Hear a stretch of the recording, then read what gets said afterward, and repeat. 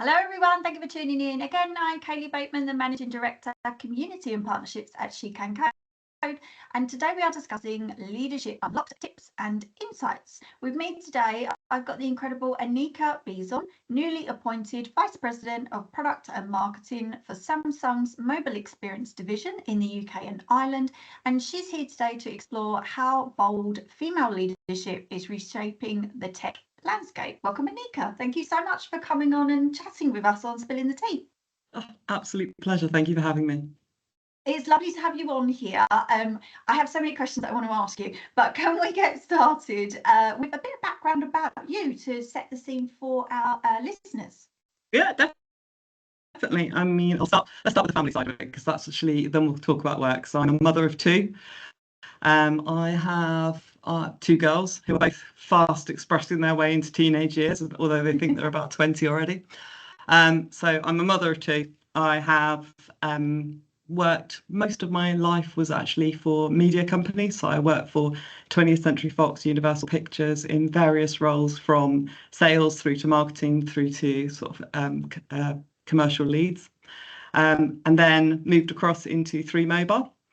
Worked for 3 Mobile for probably through the pandemic for roughly 18 months, 2 years. And then now I'm at Samsung. I joined as omnichannel director, was then promoted to head up marketing as well, and all of our sort of full-rounded contact centres, etc. And now I look after the product as well. So product, marketing, and omnichannel.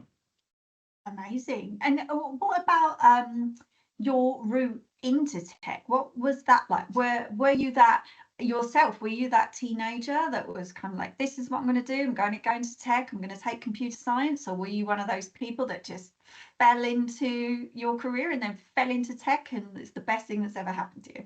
I always loved storytelling. So my career started, hence why I worked for sort of in the movie business for quite a long time, and TV business, because I loved creative storytelling. I loved how you could tell a story and how that resonated with everybody, you know, whether you're sat around a dinner table or you're watching a movie or you're learning about a movie. And I'm not a creative storyteller. I'm not someone who's writing movies. So I went into the commercial side of it. So actually, how do you tell us, how do you make something mass market when no one knows about it? And then at the same time, through that journey, I learned how many different consumers you're talking to, how many different people you're talking to, and how you can have different conversations with those people, and how entertainment particularly started and spurred a new conversation, again, around a dinner table or in a boardroom. And that then led me, I was at 20th Century Fox when the obviously mass transition of the Walt Disney Company bought Fox. And I decided at that point, well, I was lucky enough to be offered an opportunity in technology. And I thought, you know, at that point, that stage, there was a whole transition around driverless cars. So we were talking to a major operator around, what do you do if you're not driving a car? Well, actually, probably watching content. So I'd spent a lot of time with that operator, and I realised that, you know, with the transition from, you know, I worked in DVDs, Blu-rays, then onto digital platforms that, you know, 20 years ago, no one had ever heard of. And Netflix, it was just not non-existent. I could see technology and how these two things came together. So I was quite fascinated by technology and the rapid advancement of technology. But then I got to the point where, you know, obviously I went to work for a mobile operator, got to see it from the other side and understand how passionate people were about technology, and then had this great opportunity at Samsung to come and head up their omnichannel journey, which is how do you link the whole customer journey together so people could understand, you know what, you know, I go back to the fact that you have 12 different behaviors before you buy a product. And actually they could be going into store, it could be on social, it could be YouTube, it could be through our .com site. How do we make that a consistent journey? And that fascinates me. So it's more about customers than it is necessarily just about technology. It's what are people doing and how can I understand that behavior more to make it better? Yes, I love that, because so many people in our community, they think that to come into tech, you have to be techie, you have to know how to code, you have to take a techie route. That's why this podcast was started, to talk to lots of people in lots of different roles about what it's actually like to work in the tech industry, and that you don't have to be that technical software developer, engineer to work in tech. So it's always great when people share what motivated them to come in and how they how you can transfer skills that you've had in other industries as well, that just seamlessly move into the tech industry, and you can still be really successful in that way. I think that's the key thing. Everyone talks about technology around, you've got to understand all the, no, you don't. You've got to be able to, for my job, I've got to be able to communicate the benefits of technology to someone who is not necessarily thinking and reading every single blog and every single bit around the new technologies that are coming to market. And a good example of that is, AI. We have recently launched we launched 18 months ago AI to our consumers in the UK. AI can mean lots of different things to different people, but how do we make that simple and straightforward so that you can understand actually that circle to search, for example, circle to search, a really simple feature that makes sense to people because they use it. And actually you can take some of the dauntingness away from technology and make it quite straightforward. So for me, it's about taking these big, incredible technological evolutions, simplifying them so they make sense, so they make your life better. Yes, and the importance of the soft skills needed for that. It's the techie skills that people worry about coming into tech, when actually your job is more about communication, lots of soft skills, managing upwards, downwards, as well, and all those things that come with leadership. That it's almost, we say this on here regularly, that the tech industry has this terrible PR problem where people think I have to be techie to come in and that's all I need to know, and then actually when they do land in here and they meet people like yourselves, they hear about your story, that actually there are lots of soft skills, and they're actually far more important as well than those technical skills that you think you have to have. Well, you think about the biggest part of the business I run is mobile. Right, so if you think about how much time you spend with your mobile and what you use your mobile phone for, truthfully, you probably spend more time with your phone than you do with most of your friends or your partner, because it's generally attached to most people's hands on an everyday basis. Well, you want to know that, what does the camera do? And you don't need to know how, some people want to know every single megapixel and every single thing it can do, but truthfully, most people want to know that the camera is good enough that it does the things that they need it to do, or the battery works long enough to do the things that they need it to do, or that it's got enough memory on it that it can do the things it needs to do. And then you layer on top of that things like AI or all the other great things that come with technology. My job's to make that simple and make it make sense. Yes, I love that. And congratulations on your new role as well. Thank you. What strategic priorities are you most excited to champion as the Vice President of Product and Marketing for Samsung's mobile experience in the UK and Ireland? What are you most excited about? So as I mentioned earlier, I'm so excited about where we're going with AI. We've got 400 million devices in the world at the moment by the end of 2025 that people are going to be using for AI on a regular basis. Now, that's quite exciting. That's a whole new transition of how people behave. And my job is to make sure, firstly, that we show the benefits of using AI in people's time, because AI, when it comes to mobile, is about how do we give you back time and use technology to take away kind of the mundane and make you faster and more efficient. Then there's another side of that, which is health AI. And for me, I was recently speaking in Cannes about this. Health AI is such an exciting space that Samsung are in when it comes to things like preventative health, when it comes to understanding how your body is working and how you can bring lots of pieces of data together through your wearable device through to our health app. All of those things coming together, it's such an exciting space to be in. And my job, again, is to make sure that is simplified as much as it can be to the consumer, so they understand what technology, how it can help them in their way they want to use it. Yes, I love that. And that's one of the great things about working in tech as well, that there's just so much innovation and development. If you're in the right company and lots of new things are happening, you just always going to be learning something new in technology and moving forward as well, which is always the exciting thing. It's the bit that makes you get up in the morning. It's like, I didn't believe technology could do that. When I look at it and go, I'm personally on a journey where I don't get enough sleep, no one does, but understanding what kind of sleep I should be getting. And I can do that through my energy score on my watch, or understanding, okay, do you know what, actually, I've been measuring recently my carotenoids, antioxidants. and understanding actually I probably need to eat a bit more vegetable because that's popping up as part of my carotenoid levels are a little bit low. Those sorts of tips, not big. People think sometimes it's got to tell you everything and it gives you little tweaks to say, you know what, change your life slightly because deep sleep's more important. It doesn't matter sometimes how many hours you get, it's the deep sleep. I'm obsessed with data and I love the fact that I work for a company that gives me some of these tools that then I can get passionate about and hopefully other people will with me. So AI Yeah. is it's a big focus area for me. Yes, and it's such a buzzword at the moment as well. Again, another area where a lot of people working in that area, or who want to work in that area, can feel quite intimidated by the jargon and the buzzwords around it. And then actually, like yourself, when people just break it down, a lot of it is how you can break it down for customers to be more simple. But again, with the PR issue, we have such a PR issue in tech. Everything Well, is meant to be complicated and technical. yeah, you're absolutely right. I mean, I look at it and go, you know what, the AI is a big banner, right? It's a big banner for lots of things, you know, AI in medicine compared to AI in mobile or AI in there's so many different, you know, what I'm using in marketing is AI tools. They're all so different. But AI is a banner. And for me, it's about simple things like how do you search more, how do you search quicker through using imagery? How do you change a photo if you want to and do it in a way that works for you because you've got you know, I was saying recently, even with if you want to edit a photo, you can edit someone out of the background that's doing, you know, doing something silly. Or for me, with audio arrays, a really simple thing that I can. I was at a party, well, I was at a party, I was at my daughter's play, and as she was singing, my friend, God love her, decided to talk over my ear and sort of say, "Isn't she doing great?" And I was like, "That's wonderful," but I'm videoing it, and the fact that I can erase her voice out of it that's where it comes in handy. It's the tweaks in life that Yes. make your life just a bit more effective.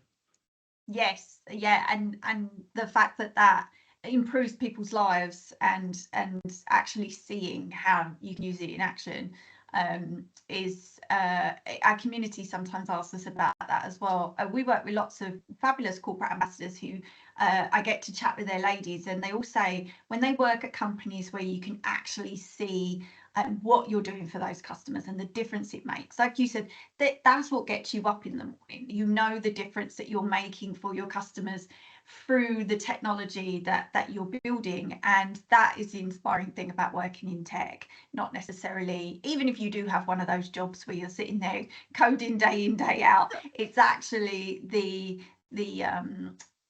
final product and how you're helping.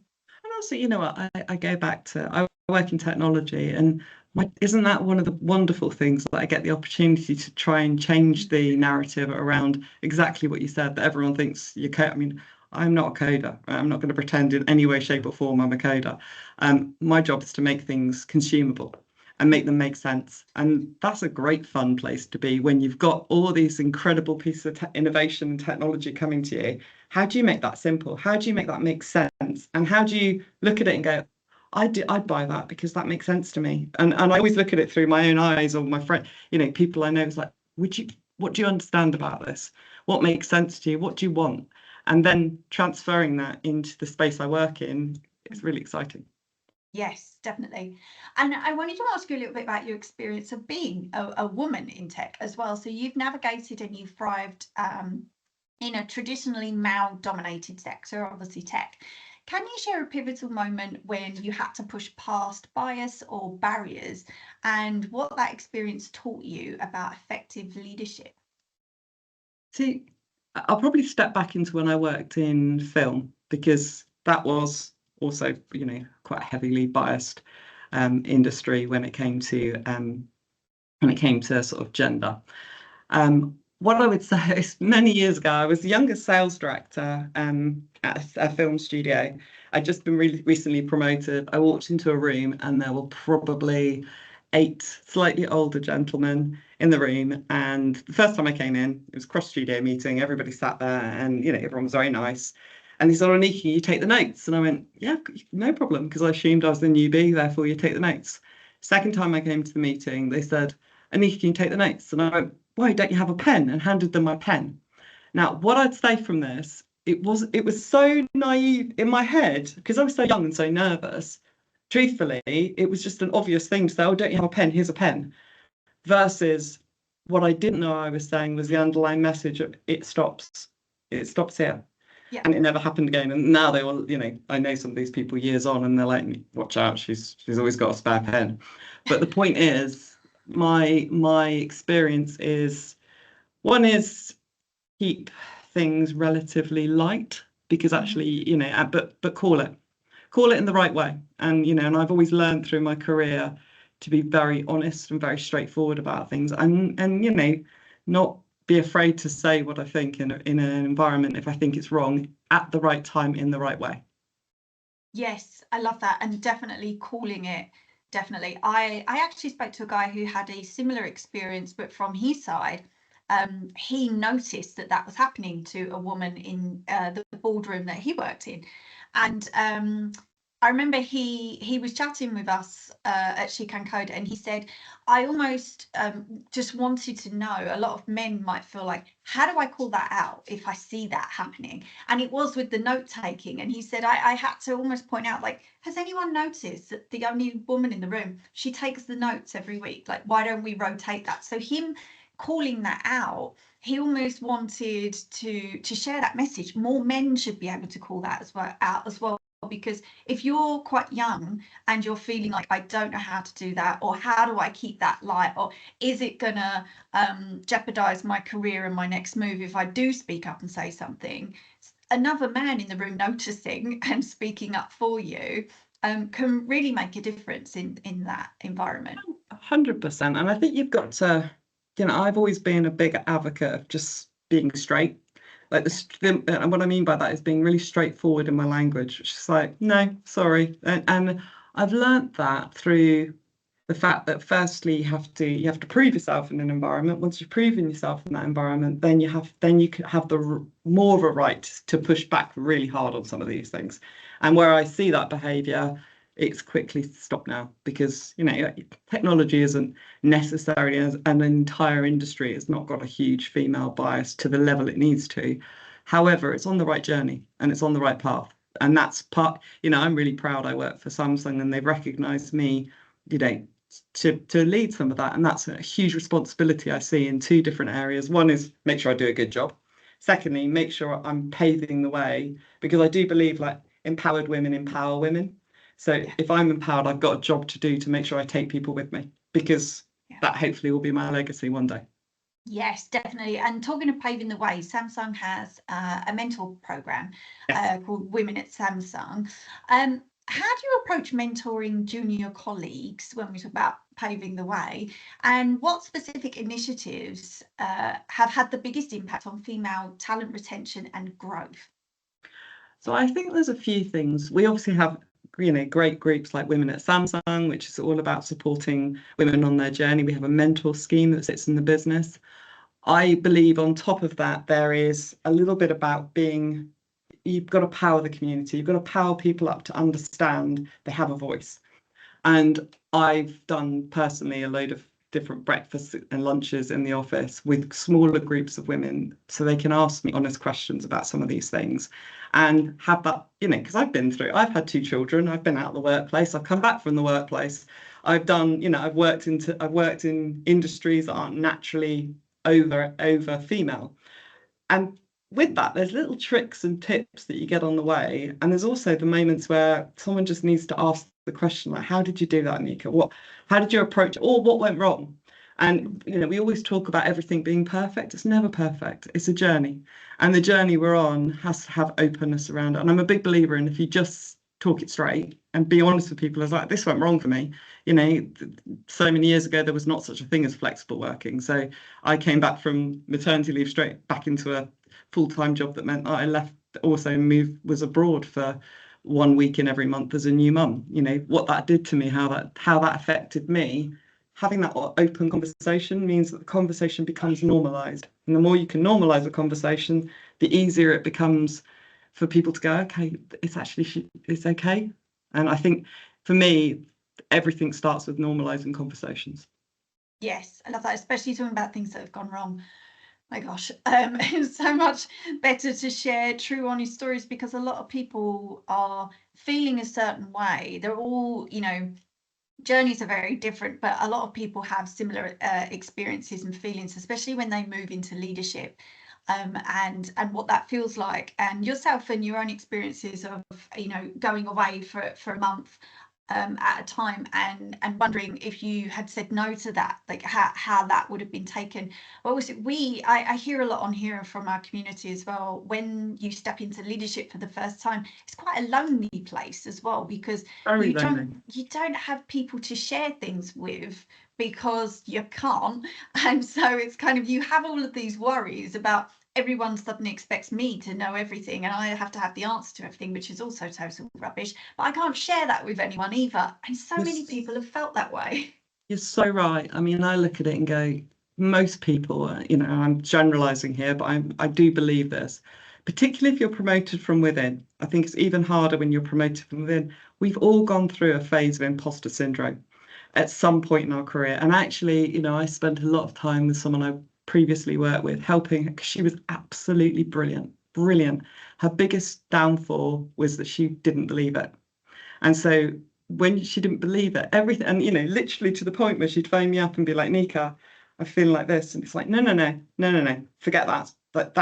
That's the devil on your shoulder. Forget her, because you know what, you own that room, you belong in that room, you have every right to stand there and have a point of view. And I think the imposter syndrome in all of us, particularly when you're working hard, therefore, or you know, I think it's a really dangerous space, because generally you're just having children, you're in that phase where you know, you've just come back from having children, you're in that early child phase potentially. You've also got, your job is probably moving into a leadership space. Those two things clashing leave you feeling quite insecure, and I think that should be an open conversation that people have, because then actually, if you understand the few things, or how someone picks you up or says, do you know what, you've got this, you know, for me it's like, you've got this, it's okay. You know what, everyone feels rubbish at some point in their life. It doesn't matter whether you're male, female, whoever. But the point is, don't let that gremlin overtake what you're capable of doing, because if you do, you're letting yourself down. And you're letting yourself down when you actually are probably your most powerful, if you could find the right way through that. And we all have it, you know, everyone has it. It doesn't matter who you are. Yes, I couldn't agree more. I don't know if that feeling is more common in tech as well, because when you're in meetings, if people are using buzzwords and they're overusing jargon, and that's something that we see a lot of in the tech industry, a lot of people, especially in our community, they have that imposter syndrome feeling, because you're almost sitting there thinking, I'm going to get found out, somebody's going to know, I don't understand all this jargon, someone's going to find me out at some point. And it's almost, we overcomplicate things sometimes in meetings, and you know why people are doing it. But also, I think a realization for me was, you've been in work a few years, and then you think, everyone else is thinking the same as I'm thinking. As You soon know as what? that penny drops.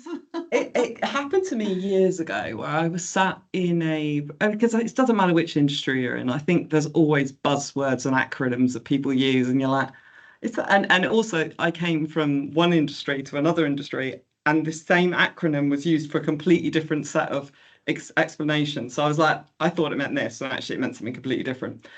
What I've done, I did it when I was in the studio world, was built glossaries. So when someone joins as a glossary, it's like a buzzword of all the things, all the acronyms, because I think unless you've got that, and ironically, it gets used more by the people that have been in the business for a while than it does get used by new people. But it takes it away. It's somewhere on the system. You can go there and have a look, and it'll tell you all of the terminology that everybody uses, and it takes the embarrassment out. Because I think the more you can take the noise away from some of these things, you make it easier for people. Yeah, and that does make sense, I suppose. If they've sat in a few meetings and they thought, I have no idea what people are talking about, I'm going to go and find that glossary. Yeah, find the glossary, and the glossary will make it even more complicated for you. But the point is, it actually does, it's there, and then you're like, oh, I get it, because it's generally a complicated acronym for something that's really simple. And so Yes. you're like, oh, okay, right, I get it. So, you know. Yes, and to have that to keep referring back to, when you do have those days where you're like, I'm not quite sure what people are talking about today. We all have those moments. Looking across the wider tech industry, where do you think we've made the greatest strides towards gender equality? Because we have made some, where does progress still lag the most? And I also wanted to ask you about practical changes. What practical changes would you like to see over the next 5 years? So I think, first of all, I think the journey, it's a journey, right? Everything's a journey. And, whether in the same way as gender's a journey, ethnicity is a journey, diversity of thought is a journey. All these things are really important, and none of them are right in probably most industries, if I'm being really honest, obviously amplified through tech slightly. The journey I hope to see us on is one where there is a more equal spread of gender, and there's more female voices talking to technology in a powerful way, and I give you an example of the fact that, as we talked about before, I was in New York last week presenting at our Unpacked. That's to 100 million people, and Samsung were supportive enough of me to stand there and do that and advocate not just a woman talking about quite advanced technology, but secondly, a woman talking to our brand. I hope that whether it's a woman or man, it's never, ever, we don't have to have the conversation. I keep saying it to my kids, I'm like, I want a world where we don't have that conversation about gender, and a fair world, right? Yeah. The journey we're on is definitely going in the right direction. Big brands like Samsung putting people like myself in roles where they are global spokespeople, I think is really positive. And I have a huge, as I said before, and so does any woman in a senior position, have a huge responsibility to take people with her. So, again, I go back to empowered women, empowering women. So I want to make sure that, it's not necessarily I'm moving women forward, but I'm just moving the organization forward into a more balanced space. And not the tech industry into a more balanced space, because this goes across the board. And you've seen that transition in other industry sectors, and it's starting to bear fruit, and it's just going to take some time. But I'm really, I'm very inspired by the fact that if you look at a number of senior leaders across the industry I work in, they're now women. So whether that be the Googles or the Metas of the world, there's some very senior leadership taking place like women, which is fabulous. Yes, and that they're visible Yeah. as well is the other thing. I remember even sort of 15 years ago being at a conference and thinking, there are no women here. There was never a line for the ladies' room ever at a conference. And how much that has even changed. And just ladies being more visible in senior roles as well, and being up there on stage and doing the keynote. And, even if you're not sitting there thinking, yes, that's my role model, you are subconsciously taking all of that in and thinking, if I did go in that direction, there are people there that look like me, and I can relate to that person and how they got there and their experiences. Which goes back to, I think, the whole, just being honest about stuff, being authentic around how you lead. I've been asked, in the past, have I had to be more like a man to succeed in the industry I work in? No. I've been dead straight. I am very proud to be a strong woman in this industry, and I sort of look at it and go, there's great opportunity in that. There's great power in it as well, if treated in the right way. And I sort of think, if you look at something as, oh, I don't belong, no, you won't belong, but actually make yourself belong, because you have every right to be that, and you have every right to have a voice. And let's just be clear, almost 50% of the UK are women. So therefore, every company is looking to sell somewhere. Ultimately, women are 50% of that. So you just need to bear that in mind, because I always laugh with people. I'm like, so you know how women buy things, do you? Yes. Yeah. Okay, good. Who buys your trash? Who does the shopping at home? Who owns the credit card at home? Oh, my wife. Okay, there we go. Mm-hmm. Exactly. And you're doing yourself a disservice if you're trying to be somebody that you're not as well, because that is usually why a company has hired you. They've hired you because you are a woman, you bring different skills and attributes to your role, and they want you to lean into that and have a voice, because your voice is going to be different to other people's in the room. And by trying to emulate even bosses that have been before you, say male bosses that have been before you, it's not going to work in your favor. You're not going to be an authentic leader. Yeah, and I think it's also about, I mean, I go back to everything for me, I don't care whether it's a woman or a man, I care about diversity of thought. And diversity of thought is what makes a great team. So, by having somebody, it goes back to the basics of, have you got someone who's completely opposite to you and your mindset in the room? Yes, that's great because they challenge your thinking. Have you got somebody that looks at things in a more innovative way or in a future focused way? Brilliant, because you need to have as many different mindsets around the table as possible, because then what will happen is you're looking at everything through different eyes. It goes back to the sort of basics of, you're not if you're presenting in a room, you're not, what do people hear versus what you're saying.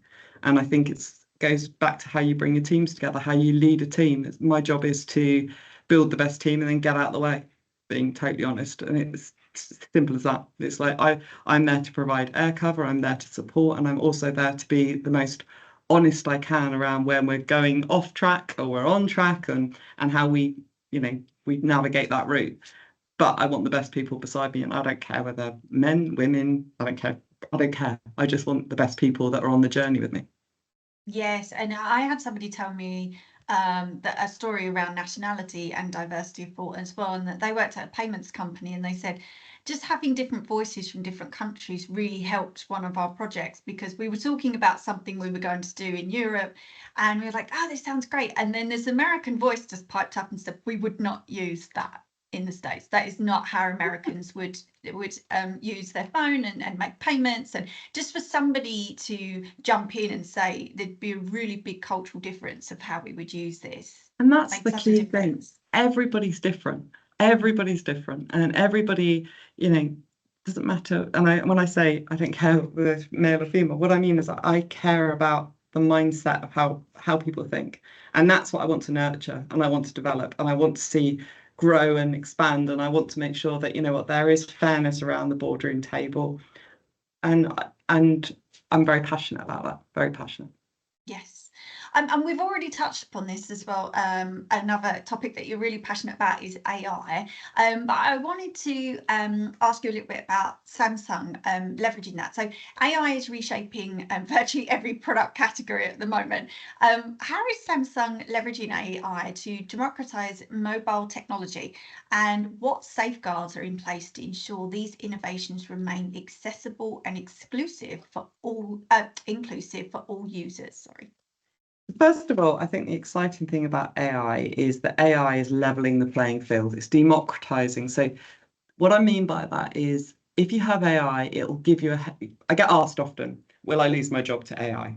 No, you won't lose your job to AI. You might lose your job to the person's using AI because they've got a leap start ahead of you. What it does do is it democratizes what potentially is happening, people with more money potentially having better opportunities, because it's a level playing field. It gives everybody the same opportunities. And when you look at mobile, the exciting thing is, we are bringing in lots of new functionality that makes your life easier. And what I mean by that is, I'll give you a couple of examples. Circle to search, we launched with Circle to search. That's being able to look at something, circle it, and you can find it on the web and where to buy it. Really simple idea, but brilliant, because it means that you can find something through a visual search instead of having to type something. And what we're seeing now is AI is kind of the new user interface. It's the thing that just, whether you want to talk to your phone, whether you want to write something down, whether you want to circle it, it just makes it easier for people. Now, the second thing is it'll give you a guide to the day and a real life guide to the day. So if you're sat in a meeting, I'm sat here on this podcast and I'm like, oh my goodness, I've got to go and pick my kids up. It'll tell me in real life how long it'll take me to go and do that because of the traffic conditions outside. I mean, I'm hoping I'm not picking my kids up this early, but the point is it'll help guide me on that journey, which even down to, it's raining outside, take an umbrella. Simple tweaks just to help you guide your journey. And they're the really simple things. So we're really proud of the fact that all of our technology, whether it be our watch telling you some of the things around how you sleep, and being able to bring that data together through not just AI, but also through advancements in sensor technology, being able to give you very accurate data around your health and, more importantly, preventative health, which I'm personally very passionate about. Now, you asked me about safeguards. So with everything comes safeguards. Samsung has taken this really, really seriously because You have to, right? Especially as a big brand, we have a responsibility. So we've built in, when people change a photo, for example, we've built into the metadata to say 3 stars at the bottom of the picture, which will say it's been AI edited, so that there's some visible markings that you can do to safeguard yourself. The second thing is we're working really, really closely with the government, and we work alongside any new protocols or government rules that are coming in. And so we take all of this incredibly seriously. And obviously, a lot of our technology, when it comes to your personal data, remains on device. So it's in your hands, and it's done through the Knox Vault. Knox Vault is our security system that is incredibly unpenetrable when it comes to penetrable, it's a word. It's very strong in terms of making sure your data is safe. So you choose where you want to put your data. Do you want to put it in the cloud? Do you want to put it on device? All of that's in your control to do. So when it comes to data, which is very important with AI, we take that very, very seriously. Yes, and it's such a hot topic at the moment. Safeguarding as extremely important as well, and it's such something that you spoke about so much at the moment, because how do you move forward at the pace that we're moving forward at, still be innovative, but still make sure that those safeguards are in place. And as you said, it's something that just moves at the same speed. It's not like you're moving forward and then thinking about safeguards. They're coming with you at the same time.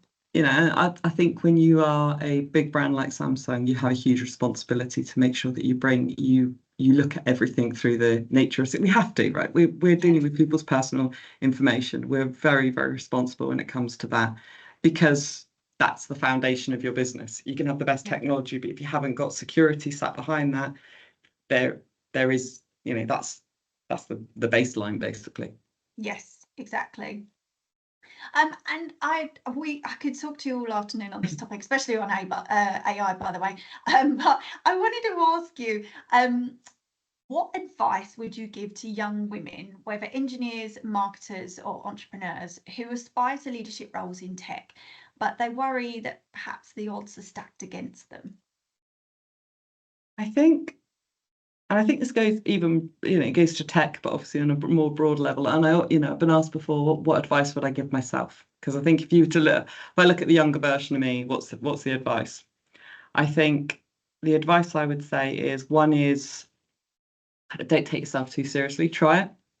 Put yourself in the environment, because you only know you love it or hate it if you're in the environment. So don't take yourself too seriously. Trial stuff, find support around you to take you on that journey, find other people and learn from them, and then get them to help you on that journey, because community is really important. I think, secondly, don't let the imposter syndrome and the fear that, oh God, it's so different. It's the same, I've worked in 3 different industries, and I can honestly say they're not that different. Whether you're working in film, whether you're working in technology, they're all the same in lots of different ways. And navigating your way through those organizations is actually quite a lot of fun as well. And people underestimate the level of fun you can have by trialing different things. And I think what I would say with technology is, we need you. So come on the journey, because actually there's a huge opportunity there. You'd have asked me 30 years ago, God, I'm old. If you'd asked me 30 years ago, Annika, would you end up in technology? I'd gone, no way. No, I don't have any experience in it. Now I'm working for a top 5 technology company in the world. You never know. Don't plan it too desperately closely, because you never know where you're going to end up, but enjoy the journey. Yes, I love that. And you're so right about the imposter syndrome as well.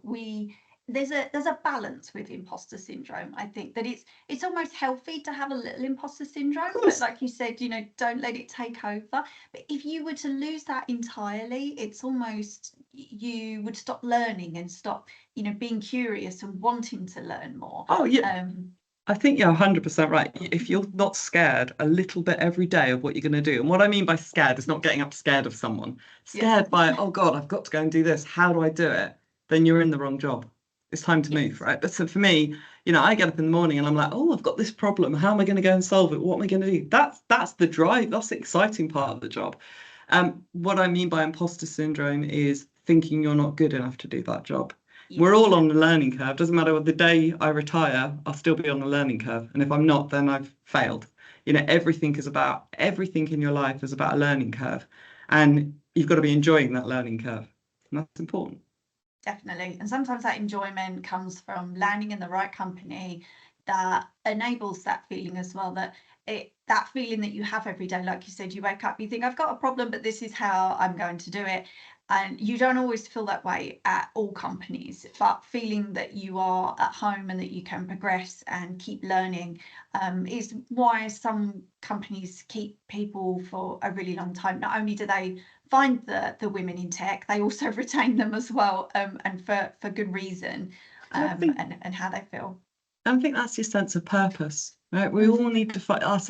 When people talk to me about what do you need from your life, everybody's looking for their own sense of purpose. And when you find that sense of purpose and you feel like it's being nurtured and grown, isn't that a wonderful place to be? And actually, yes. We also need to remember that sense of purpose will only last for a period of time until you move somewhere else, maybe, and go and try something different. And that can be a lateral move, it can be a promotion, it can be a million things. But the point is, when you've got that sense of purpose, with that comes a sense of belonging. And when you've got the sense of belonging, it's where you find your enjoyment. And those things coming together is incredibly important. And it's any leader's job to help nurture that as much as possible. Yes, I love that. That is a lovely point to end that on. That is such good advice for our community. Annika, I could keep talking to you all afternoon on this topic, but we are already out of time. So thank you so much. It's been an absolute pleasure to pick your brains. Thank you. Thanks ever so much. And for everybody listening, as always, thank you for joining us, and we hope to see you again next time.